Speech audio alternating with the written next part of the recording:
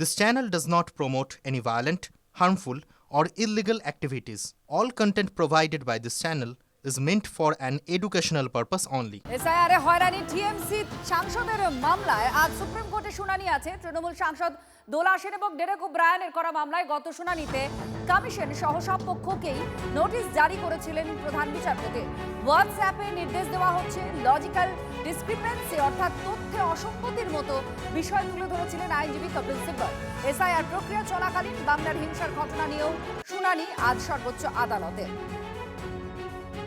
আজকে খুব গুরুত্বপূর্ণ শুনানি এবং এই মামলার শুনানির ক্ষেত্রে মূলত সব পক্ষকেই নোটিশ জারি করা হয়েছিল, সবার বক্তব্য জানানোর কথা বলা হয়েছিল। হোয়াটসঅ্যাপে নির্দেশ দেওয়া, লজিক্যাল ডিসক্রিপেন্সি অর্থাৎ তথ্যে অসঙ্গতির মতো বিষয় তুলে ধরেছিলেন আইনজীবী কপিল সিব্বল, মামলাকারীর আইনজীবী তিনি। এবং এসআইআর প্রক্রিয়া চলাকালীন বাংলার হিংসার ঘটনা নিয়ে আজ সর্বোচ্চ আদালতে শুনানি রয়েছে।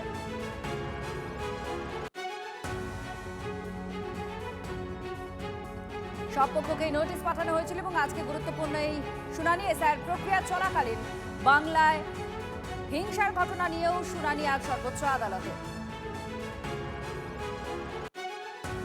জ্যোতির্ময় কর্মকার আমাদের প্রতিনিধির সঙ্গে রয়েছেন। জ্যোতির্ময়, একটু জানতে চাইবো আজকে শুনানি পর্বের ঠিক আগের প্রেক্ষিত কি হয়ে রয়েছে আর কোন পক্ষ কি সওয়াল জবাব করতে পারে?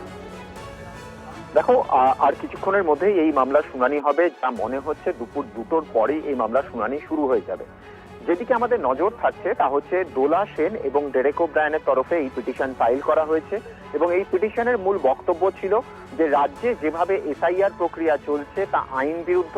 অন্য রাজ্যে অর্থাৎ বিহার বা অন্য রাজ্যে নির্বাচন কমিশন যে নিয়ম বলবৎ করছে, পশ্চিমবঙ্গের ক্ষেত্রে সম্পূর্ণ ভিন্ন নিয়ম বলবৎ করছে। ফলত এক একটা রাজ্যে এসআইআর প্রক্রিয়ায় আলাদা আলাদা নিয়ম কেন হবে তা নিয়ে আইনি প্রশ্ন তোলা হয়েছে এই পিটিশনে। এর পাশাপাশি সাধারণ মানুষকে হেনস্থা করা হচ্ছে এবং লজিক্যাল ডিসক্রিপেন্সির মাধ্যমে মানুষকে হেনস্থা করা হচ্ছে। এই প্রত্যেকটি বিষয় যেমন উত্থাপন করা হবে, তার পাশাপাশি যারা অসুস্থ, যারা বয়স্ক, তাদেরকে এই এসআইআর এর শুনানির লাইনে এনে দাঁড় করানো হচ্ছে। এই বিষয়গুলিও শুনানি পর্বে উঠে আসবে। গত সপ্তাহে সোমবার প্রথম এই মামলা আসে এবং সেই সময় জাতীয় নির্বাচন কমিশনের বক্তব্য জানতে চেয়ে নোটিশ ইস্যু করা হয়। আর কিছুক্ষণের মধ্যে মামলার শুনানি হবে। এর পাশাপাশি গত বুধবার আরেকটি নতুন মামলা উত্থাপন করা হয় যে এই এসআইআর প্রক্রিয়া চলাকালীন সাম্প্রতিক সময়ে মোট 6টি হিংসার ঘটনা ঘটেছে। এই এসআইআর প্রক্রিয়ায় যে হিংসার ঘটনা ঘটছে সেই বিষয় নিয়েও আলাদা করে শুনানি হবে আজকের শুনানি পর্বে। ধন্যবাদ জ্যোতি।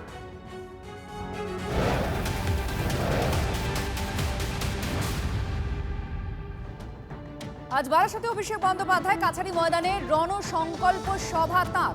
জেলায় কি টার্গেট বাঁধবেন অভিষেক বন্দ্যোপাধ্যায়? ভোটের আগে গোষ্ঠী কোন্দল মিটিয়ে দলকে একসাথে বাঁধতে কি বার্তা দেবেন তৃণমূল সেনাপতি? জেলার একাধিক পুরসভার চেয়ারম্যান বদল হয়েছে।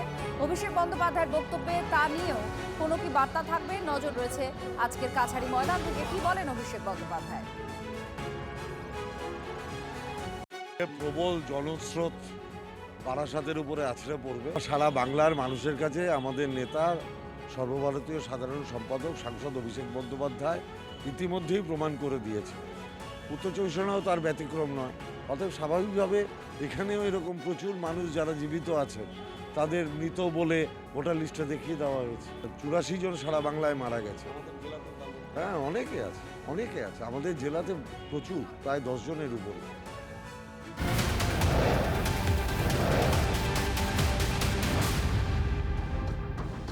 এসএসসি যোগ্য চাকরি প্রার্থীদের পরীক্ষায় বসতে বয়সের ছাড়ে স্থগিতাদেশ দেওয়া হয়েছে। হাইকোর্টের নির্দেশের ওপরেই স্থগিতাদেশ দিয়েছে সুপ্রিম কোর্ট। চাকরিরত যোগ্য প্রার্থীদেরই বয়স ছাড়ের নির্দেশ ছিল। নিয়োগ পরীক্ষায় অযোগ্যরাও সুবিধা পাওয়ায় স্থগিতাদেশ। সব পক্ষে নোটিশ তলব করা হয়েছে 2 সপ্তাহ পর শুনানি।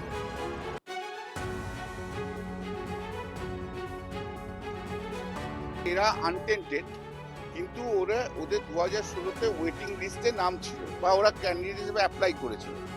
অতএব ওদের যেটা এজ রিল্যাক্সেশন আনটেন্টেডদের জন্য যারা ইন সার্ভিস ছিল সেই এজ রিল্যাক্সেশন দিতে হবে, দিয়ে তাদের ইন্টারভিউতে ডাকতে হবে। তো মাননীয় বিচারপতি অমৃতা সিনহা কলকাতা হাইকোর্টে বলেছিল এদেরকে ইন্টারভিউতে ডাকতেই হবে এবং ওদের ক্যামেরা ইন্টারভিউ নিতে হবে। সেই অর্ডারটা আজকে স্টে হয়েছে। যারা চাকরি করত, সিলেক্টেড এবং চাকরি করত, সেইটা তো এই ক্যাটাগরির মধ্যে পড়ছে না। সেই জন্য আজকে সুপ্রিম কোর্ট মাননীয় বিচারপতি অমৃতা সিনহার অর্ডার স্টে করে দিয়েছে দুটো ম্যাটারই, in camera also, all everything has been stayed.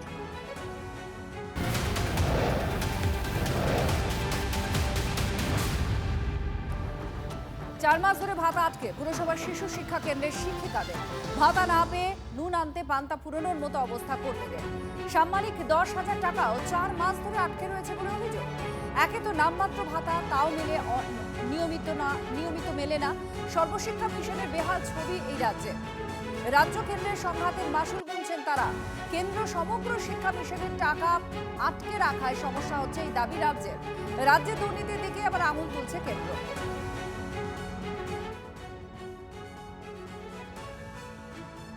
হ্যাঁ, বেতনটা অনেকই কম। বেতনটা যদি একটু বেশি হতো তাহলে আমাদের খুবই সুবিধে হতো, কেননা আমাদের হাই স্কুলের মতন সব কিছুই পঠন পাঠন সব কিছুই হচ্ছে, কিন্তু আমরা পারিশ্রমিক মতন আমরা ঠিক মতন আমরা বেতন পাচ্ছি না। রিটায়ার্ডের আমরা কোনো বেনিফিট পাচ্ছি না, কিন্তু আমরা এই নিয়ে আন্দোলন করছি। মহিদুলদার সঙ্গে আমরা যোগাযোগ করছি যাতে 5 লাখ পাওয়া যায়, সেটার কথা আমরা তার জন্য আমরা আন্দোলন করছি। যদি পাওয়া যায় তো খুবই ভালো। অনেকে এর আগে দিদিমণিরা রিটায়ার্ড হচ্ছে, তারা খালি হাতেই রিটায়ার্ড হচ্ছে, তারা কোনো বেনিফিট পায়নি। আমাদের শিশু শিক্ষা কেন্দ্রগুলো বর্তমান আমাদের প্রাইমারি স্কুলের থেকেও বেশি বাচ্চা ছিল, কিন্তু আমরা এই যে যেহেতু জুতো টুতো যে চালু হয়েছে সেগুলো আমরা পাই না। তা সেই কারণে এটা একদম বলেই দেয় যে এখানে তো ড্রেস টেস্ট কিছু দেন না, আমরা বাচ্চা নিয়ে যাবো। প্রত্যেক বছর আর 5টা 7টা করে বাচ্চা এইভাবে ড্রেস জুতো খাতা টাতার জন্য আমরা সব প্রাইমারি স্কুলে যে সুবিধাগুলো আছে সেগুলো আমরা টিএলএম কিছুই পাই না। কেন্দ্রীয় সরকার কয়েক হাজার কোটি টাকা আটকে রেখেছে। এই যে আপনি যাদের কথা বললেন সর্বশিক্ষা মিশনের কর্মীরা, এরা আমাদের টাকা বাড়ানোর পরিকল্পনার কথা মুখ্যমন্ত্রী নিজেই বলেছে, কিন্তু যতক্ষণ না ওদের যে ন্যায্য টাকাটা সেটা কেন্দ্রীয় সরকার যতক্ষণ না ছাড়ছে আমরা তো টাকা বাড়াতে পারছি না।